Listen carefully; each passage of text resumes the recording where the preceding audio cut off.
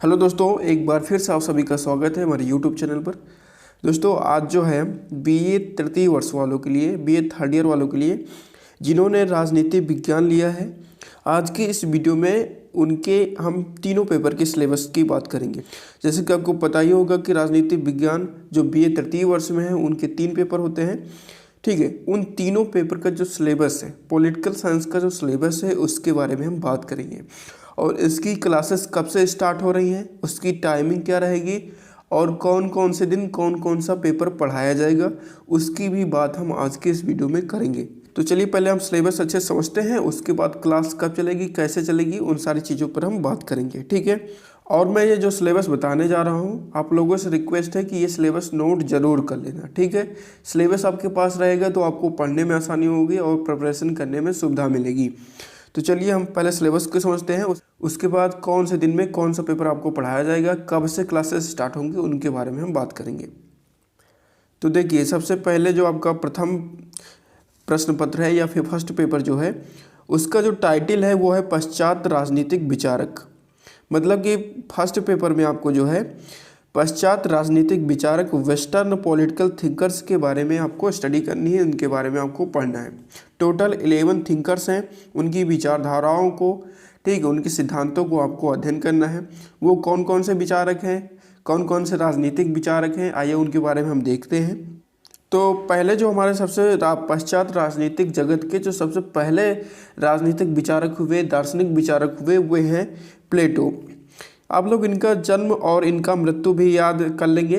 हो सकता है कि बायोग्राफी से क्वेश्चन पूछा जाए और ऐसा पूछा भी जाता है क्वेश्चन, जिससे आपको ये इनकी बायोग्राफी लिखने में आसानी होगी यदि इनकी जन्म मृत्यु आप लोग अभी से याद कर लेंगे तो।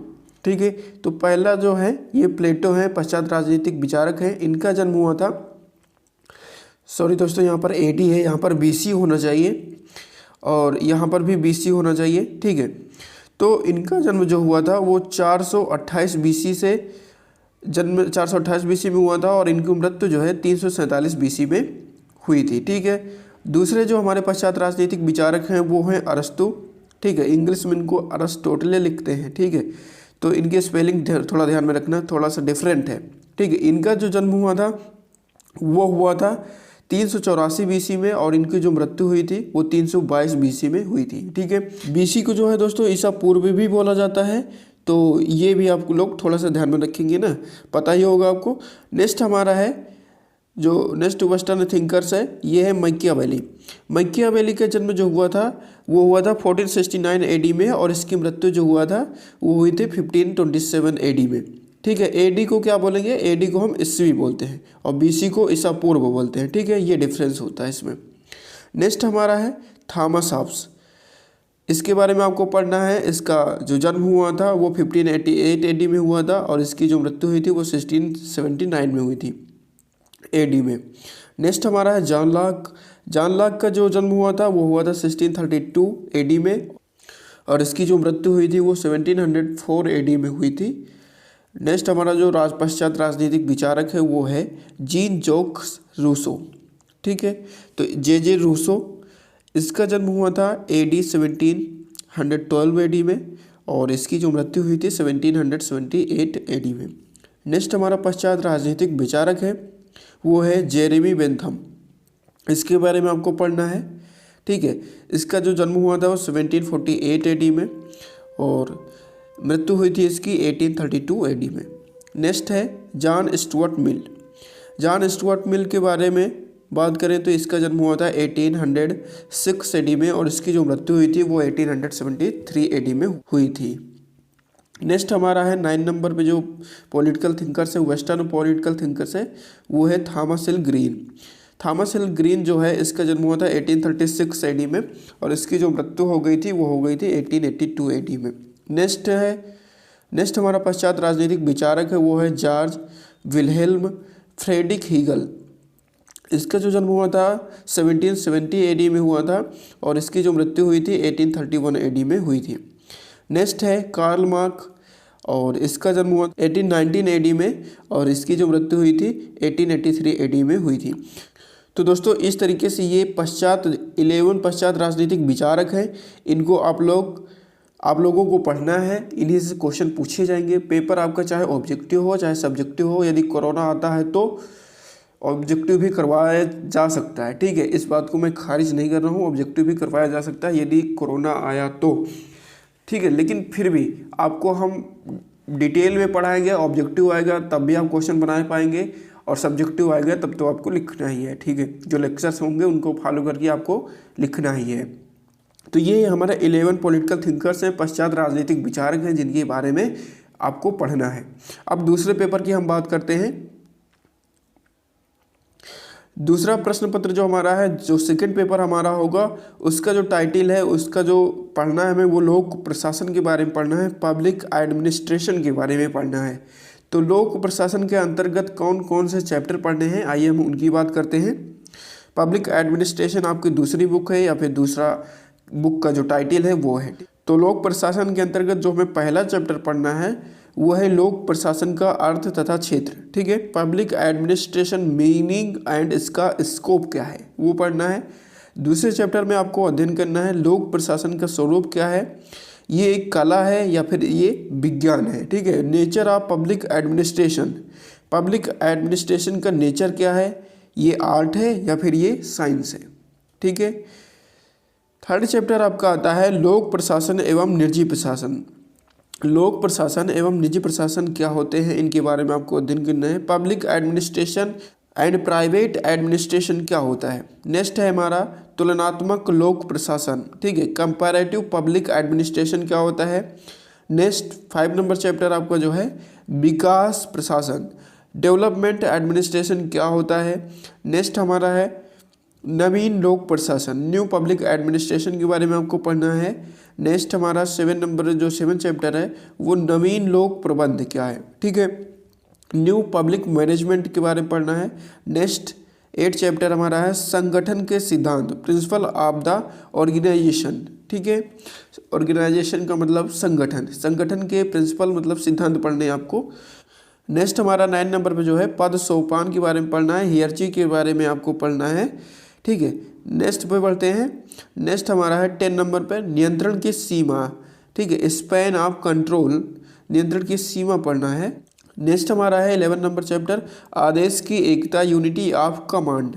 नेक्स्ट है प्रत्यायोजन, डिलाइजेशन के बारे में आपको पढ़ना है।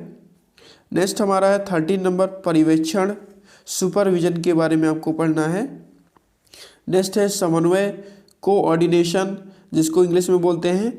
नेक्स्ट हमारा जो चैप्टर है वो है डिपार्टमेंट, विभाग के बारे में आपको अध्ययन करना, विभाग क्या होते हैं, समन्वय क्या होते हैं, पर्यवेक्षण क्या होता है, इसके बारे में आपको अध्ययन करना है। नेक्स्ट चैप्टर हमारा है चैप्टर नंबर 16 है लोक निगम, पब्लिक कॉरपोरेशन के बारे में आपको अध्ययन करना है। नेक्स्ट चैप्टर आपको दिया गया है। ये सारे चैप्टर आप लोग नोट करते चलेंगे, एक नोट्स बना लेंगे, एक स्मॉल एक पेज में ये सारे चैप्टर राइट कर लेंगे, जिससे आपको अध्ययन करने में सुविधा होगी, पढ़ने में सुविधा होगी, ठीक है। तो आप लोग ये बात जरूर मानेंगे, मुझे उम्मीद है, और इसका नोट्स भी बनाते चलेंगे। नेक्स्ट हमारा है 18 नंबर हर्बर्ट साइमन एवं प्रशासन में निर्णय और निर्माण, ठीक है। Herbert Simon and decision making in administration, ठीक है। नेक्स्ट चैप्टर हमारा है 19 number chapter George Elton Mayo, George Elton Mayo, ठीक है, इंग्लिश में। और ब्यूरोक्रेसी के बारे में आपको पढ़ना है, नौकरशाही जिसको हिंदी में बोलते हैं। और रिक्रूटमेंट आपको पता ही होगा, बहुत सारी भर्तियां निकाली जाती हैं, तो बहुत सारी चीज़ें इनके बारे में हम पढ़ेंगे। तो ओवरऑल आपको पूरी भर्ती के बारे में कंप्लीट इन्फॉर्मेशन मिलेगी, नौकरशाही क्या होता है, इन सारी चीज़ों के बारे में हमको पढ़ना है। नेक्स्ट हमारा है 22 नंबर प्रशिक्षण, फिर भर्ती प्रक्रिया के बाद जो हमारा ट्रेनिंग होता है, प्रशिक्षण होता है, उसके बारे में आपको पढ़ना है। चैप्टर नंबर 23 समानज्ञ बनाम विशेषज्ञवाद विवाद, ठीक है। जर्नलिस्ट जिसको समानांक का मतलब क्या होता है, जर्नलिस्ट होते हैं ये वर्सेस, ठीक। बनाम का मतलब वर्सेस आपने बहुत सुना होगा कि ये वर्सेस वो वर्सेस वो, तो उसका मतलब होता है बनाम, हिंदी में इसको बोलते हैं, ठीक है। तो जर्नलिस्ट वर्सेस स्पेशलिस्ट डिबेट के बारे में आपको डिबेट करनी है, मतलब कि वाद विवाद करना है, ठीक है। नेक्स्ट हमारा है 24 लोक सेवा तटस्थता। तटस्थता क्या होता है, ये होता है सिविल सर्विसेज न्यूट्रलिटी, न्यूट्रल, ठीक है। न्यूट्रलिटी किससे बना है, तो ये न्यूट्रल से बना है, तटस्थ से बना है, तटस्थता। तो लोक सेवा तटस्थता जो है सिविल सर्विसेज न्यूट्रलिटी के बारे में आपको पढ़ना है। नेक्स्ट हमारा 25 चैप्टर है प्रशासन पर नियंत्रण, control over administration. Control over administration पर आपको बात करनी है, इसके बारे में अध्ययन करना है। नेक्स्ट हमारा 26 चैप्टर है बजट के बारे में, पूरी चीज़ें डिटेल में हमको पढ़नी है। और नेक्स्ट हमारा जो चैप्टर है 27 नंबर कार्य निष्पादन बजट, परफॉर्मेंस बजट के बारे में आपको सूक्ष्म अध्ययन करना है। नेक्स्ट हमारा है 28 लोक नीति, पब्लिक पॉलिसी के बारे में आपको पढ़ना है।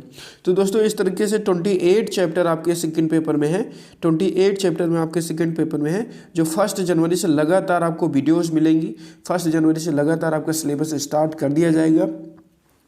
तो इसके लिए आपको चैनल को सब्सक्राइब कर लेना है, बेल आइकन को प्रेस कर लेना है, और सबसे महत्वपूर्ण बात जो है इन सिलेबस को नोट करके दोस्तों रख लेना है, क्योंकि इन्हीं सिलेबस के according first chapter, second chapter, third chapter के हिसाब से हम पढ़ने वाले हैं। तो ये बड़ा इंपॉर्टेंट है, इसको आप लोग जरूर नोट करके रखें।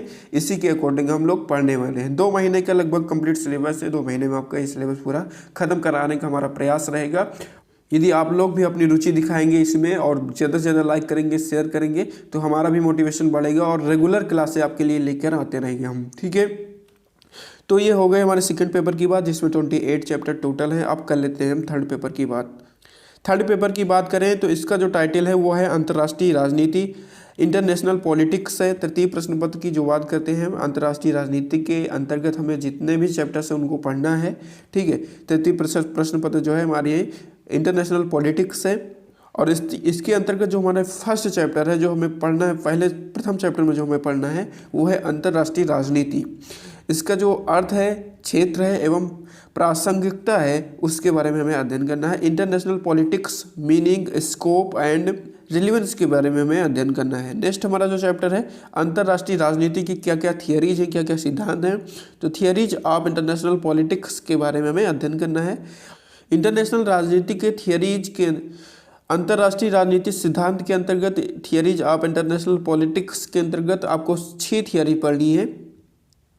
आपको टोटल जो है 6 थियरीज पढ़नी है, 6 आपको सिद्धांत पढ़ने हैं। पहला सिद्धांत जो आपका होगा वो आदर्शवादी दृष्टिकोण का होगा, आइडियलिस्टिक अप्रोच का होगा। नेक्स्ट हमारा जो है यथार्थवादी दृष्टिकोण होगा, रियलिस्टिक अप्रोच होगी। तीसरा हमारा जो है नव यथार्थवादी होगा, न्यू रियलिस्टिक होगा। नेक्स्ट जो आपको सिद्धांत पढ़ना है वो व्यवहारवादी दृष्टिकोण का सिद्धांत पढ़ना है। नेक्स्ट आपको जो पढ़ना है वो व्यवहारवादी दृष्टिकोण पढ़ना है, बिहेवियरल अप्रोच पढ़ना है आपको। नेक्स्ट जो हमारा सिद्धांत है, ठीक है, इसमें टोटल 6 सिद्धांत हैं, तो आपको 5वां जो सिद्धांत पढ़ना है वो रचनावाद पढ़ना है, और छठा जो हमारा सिद्धांत है वो है नारीवाद, जिसको फेमिनिज्म भी बोलते हैं। तो ये सारे आपके 6 अंतर्राष्ट्रीय राजनीति के सिद्धांत थे, थियरीज थी, जिनके बारे में आपको अध्ययन करना है।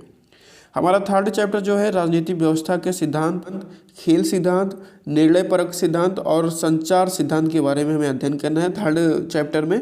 और इसको इंग्लिश में बोले तो पॉलिटिकल सिस्टम थियरीज के बारे में अध्ययन करना है, गेम थियरीज के बारे में, डिसीजन मेकिंग थियरी के बारे में एंड कम्युनिकेशन थियरी के बारे में हमें अध्ययन करना है।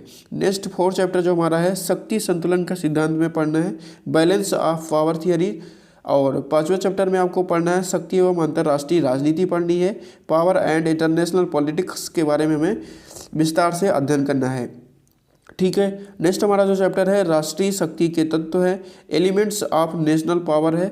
नेक्स्ट हमारा चैप्टर है 7 नंबर में जो चैप्टर दिया गया है विदेश नीति के निर्धारक तत्व, इसको इंग्लिश में बोले तो determinates of the foreign policy, ठीक है, determinates of the foreign policy के बारे में हमें अध्ययन करना है। निवारकता का सिद्धांत पढ़ना है, ठीक है। नेक्स्ट हमारा शीत युद्ध के बारे में, कोल्ड वार के बारे में आपको पढ़ना है। शीत युद्ध का अंत कैसे हुआ, एंड ऑफ कोल्ड वार, इसका अंत किस तरीके से हुआ उसके बारे में अध्ययन करना है। नवीन विश्व व्यवस्था, न्यू वर्ल्ड ऑर्डर के बारे में अध्ययन करना है। आणविक शस्त्र एवं विश्व राजनीति के बारे में हमें अध्ययन करना है। Nuclear weapon and world politics के बारे में हमें अध्ययन करना है। 13 नंबर चैप्टर है दक्षिण एशिया, साउथ एशिया के बारे में हमें डिटेल में पढ़ना है। आतंकवाद क्या है, इसका अर्थ क्या होता है, इसकी अवधारणाएं कौन कौन सी, कंसेप्ट कौन कौन से हैं, उनके बारे में अध्ययन करना है, ठीक है। टेररिज्म कंसेप्ट एंड मीनिंग के बारे में पढ़ना है, ठीक है, अवधारणा और अर्थ के बारे में। 15 नंबर हमारा चैप्टर है भारत की विदेश नीति की रूपरेखा पढ़नी है आपको। फॉरेन पॉलिसी ऑफ इंडिया के फ्रेमवर्क क्या है उनके बारे में अध्ययन करना है।